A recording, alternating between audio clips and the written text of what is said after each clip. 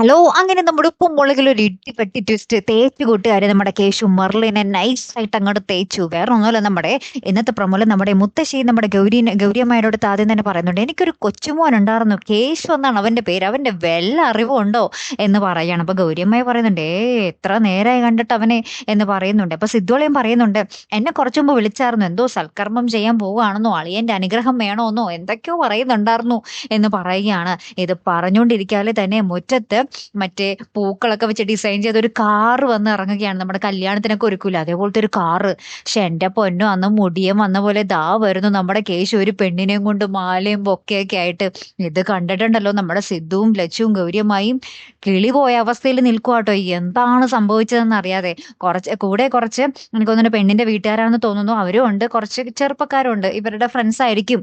അങ്ങനെ വരികയാണ്. അപ്പൊ നമ്മുടെ ലച്ചു എന്താടാ ഇതൊക്കെ എന്ന് ചോദിക്കുന്നുണ്ട്. കേശു അപ്പൊ തന്നെ ഒരു അബദ്ധം പറ്റിയതാണ് ചേച്ചി എന്നും പറഞ്ഞ് നമ്മുടെ ലച്ചുവിന്റെ കാലിൽ വീഴുന്നുണ്ട്. മിക്കവാറും നമ്മുടെ മീനത്തിൽ താലികെട്ടില്ല നമ്മുടെ ദിലീപിന് പറ്റിയ പോലെ കൂട്ടുകാരന്റെ കല്യാണം നടത്താൻ പോയിട്ട് ലാസ്റ്റ് തലയിലായ അവസ്ഥയായിരിക്കും നമ്മുടെ കേശുവിന് സംഭവിച്ചിട്ടുണ്ടാകുക. എന്തായാലും അറിയില്ല. ഇത് അറിഞ്ഞു കഴിയുമ്പോൾ, ഈ കേശുവിന്റെ കല്യാണം കഴിഞ്ഞത് അറിഞ്ഞു കഴിയുമ്പോൾ നമ്മുടെ മെർലിന്റെ പ്രതികരണം, മെർലിൻ വന്നൊരു യുദ്ധം ഉണ്ടാക്കും, അതെന്തായാലും ഉറപ്പാണല്ലേ. എന്തായാലും എല്ലാം കൂടി ഒരു അടിപൊളി എപ്പിസോഡുകളായിരിക്കോട്ടെ വരാൻ പോകുന്നത്. കാത്തിരുന്ന് തന്നെ കാണട്ടെ കൂട്ടുകാരെ. അപ്പൊ അടുത്തൊരു വീഡിയോ വരുന്നത് വരയ്ക്കും. Hair M the Malayali signing off.